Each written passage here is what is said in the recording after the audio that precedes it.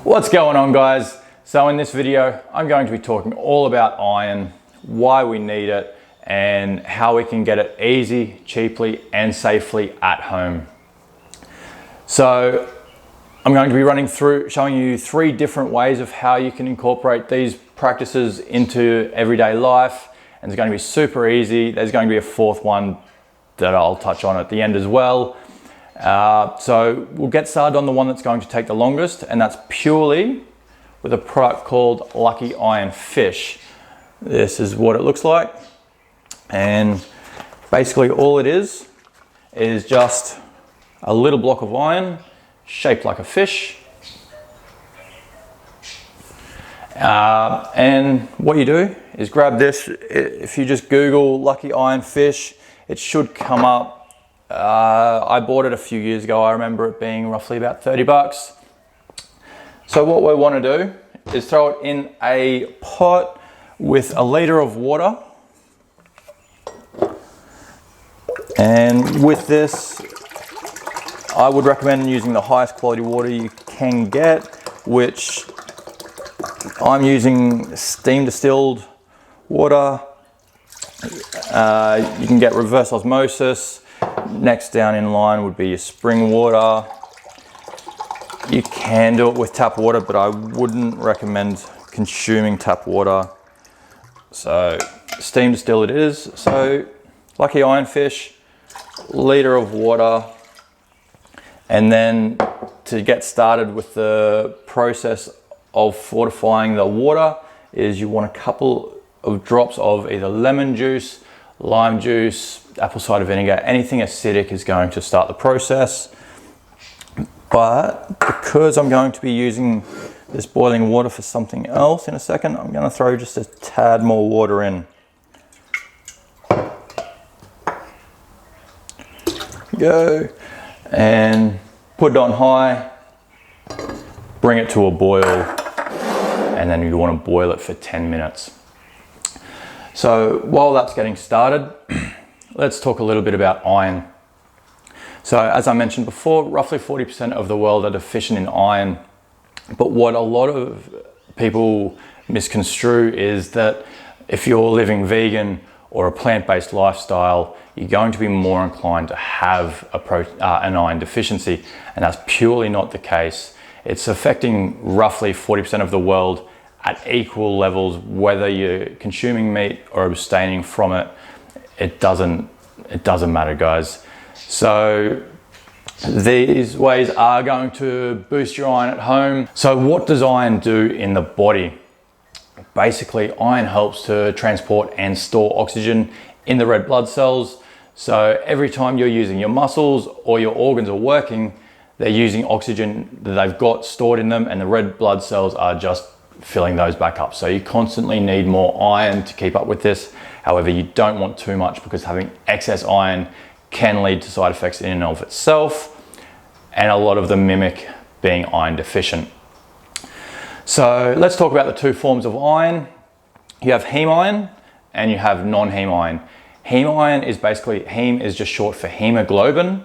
So that's blood. So whenever you're consuming blood of another animal, if they've got iron in their blood, which they do, you'll be getting the iron that they have in their blood. So when you're consuming blood, that's heme iron. Non-heme iron is basically all other forms that don't have blood in them. So with heme iron, it does get absorbed easier through the intestines. However, this is slightly a misconception as well. So what happens when you're having non-heme iron is your intestines have a barrier up, and if you are sufficient in iron, it won't let any more iron in, so that you can't get too much iron in the body having non-heme iron. It pulls these barriers down if your body needs it, and then your body will absorb more iron.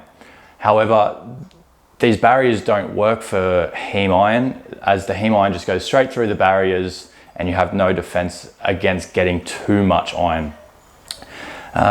So consuming iron from heme iron also has other side effects, and per milligram of excess heme iron that you get, you can have an increased heart disease risk of up to 27%, cancer up to 12%, stroke and type 2 diabetes, both of up to 16%, and that's per milligram of heme iron that you're consuming. So the dangers are there.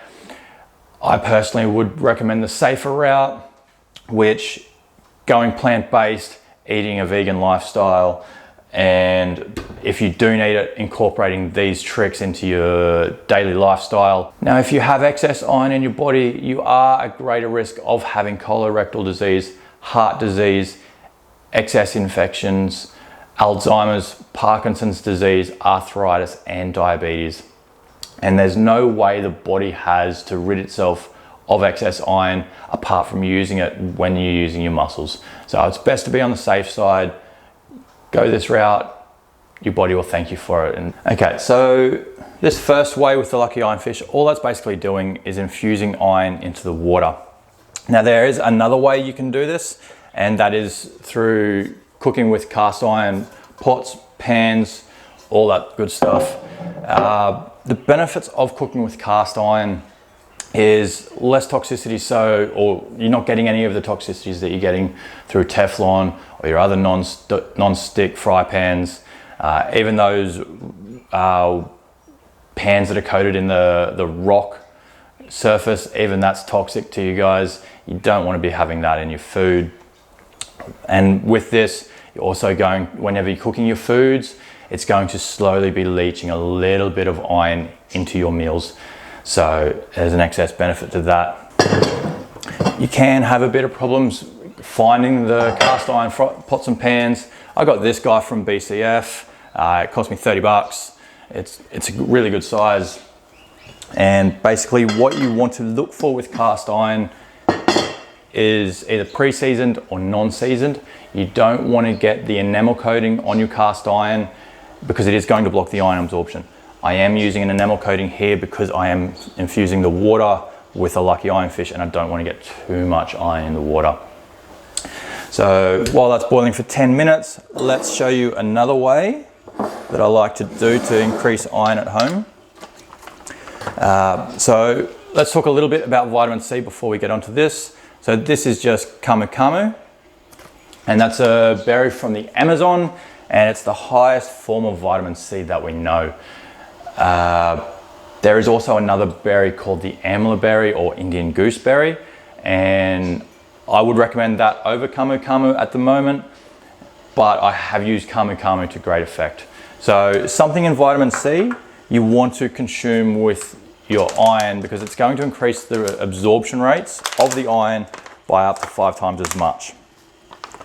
So what I'm going to do is just grab a teaspoon of something high in vitamin C, so camu camu today, and then you want to grab a teaspoon of blackstrap organic unsulfured molasses. So this is what we want to look for. So blackstrap molasses, if it focuses, there we go. And you want unsulfured organic blackstrap molasses. This is high in iron, high in potassium, high in magnesium, quite a few other things, really good for iron, other vitamins and minerals. So what we want to do is pinch a little bit of this hot water that we had before, throw that in. It's just going to help mix the molasses into the water because otherwise it's very thick and syrupy and hard to get it to mix in with the water. So what we're doing is just stirring this up.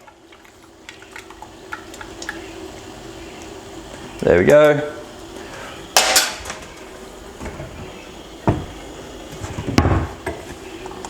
And all you're doing, I usually throw it in my water bottle, but I haven't got any around me at the moment. So throw that in there and dilute it a bit more with more water. If you like a strong flavor, have it as strong as you want. Recommended up to roughly about a tablespoon of water. A tablespoon of the molasses a day. I think I do a teaspoon because I don't love the flavor. It's not bad, but it's not the best. So just that drink there, guys, that is just molasses, vitamin C. You can add other things to it as well. You could cook with molasses, you can make barbecue sauce with it, a lot of other things. So try to incorporate organic unsulfured blackstrap molasses in your diet. You've got the cast iron fry pans that are putting the iron in your foods. You've got the lucky iron fish if you need. And the fourth way is always going to be the best, and that is purely getting it through your diet alone. And there are a few things you need to watch out for with iron, and that is if you're gluten intolerant or gluten sensitive, you can have problems absorbing iron. So if you are iron deficient, definitely check out to make sure you don't have any gluten problems. And if you do, stop having the gluten. Your iron levels should sort themselves out. Another thing is when you're consuming foods high in iron, you want to stay away from oxalates and calcium. They're going to start reducing the amount of iron that your body absorbs. And there are a lot of misconceptions. People think that spinach is amazing for iron. While it is, it also is high in oxalates. So having them together is going to make it a lot harder for the body to use the iron in the spinach. This also goes for teas and coffees. I'll actually put up a list here of foods that are high in iron and also foods to stay away from. So if you're creating a meal that is high in iron, you can try and work out what foods to not add into it or eat within, say, a 1 to 2 hour window of consuming this meal. And this is just going to boost the iron. And yeah, fingers crossed these ways help. I'll be back in a few more minutes when this is ready, and I'll show you what to do after this. Okay guys, she's been boiling for 10 minutes now. All I'm going to do is turn it off and bring it over. All you want to do is grab the lucky iron fish out of it.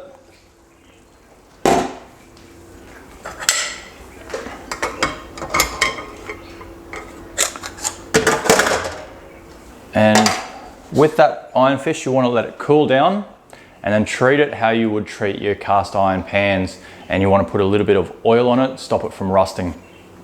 Now that is purely clear. It shouldn't be yellow. It shouldn't have changed color. If it has changed color, I'd say it's probably the water that is starting to change it and it's reacting with the iron infusing in there. You can drink it. I wouldn't. But I am a bit of a snob when it comes to water. So there you have it, guys. There's the 4 ways that I recommend incorporating into your diet. You're not going to get results literally overnight, but a little bit each day is always going to be the best than just flooding your body with iron. Check out for gluten sensitive issues. And if you just incorporate foods that are going to help the gut heal if you do have gut issues, and hopefully that'll all fix up. Highly recommend going to get blood tests to see where you're at. That way you can incorporate some of these practices if you are a little bit low in iron before it becomes an issue. And I will be putting up other videos of things to watch out for, how to improve certain things in your lifestyle. And yeah, it's going to be good, guys. Thanks. If you have any questions, throw them in the comments down below or get in touch with me somehow and I'll answer the questions in either a later video, or if it's short, I'll just reply back. Cheers, guys.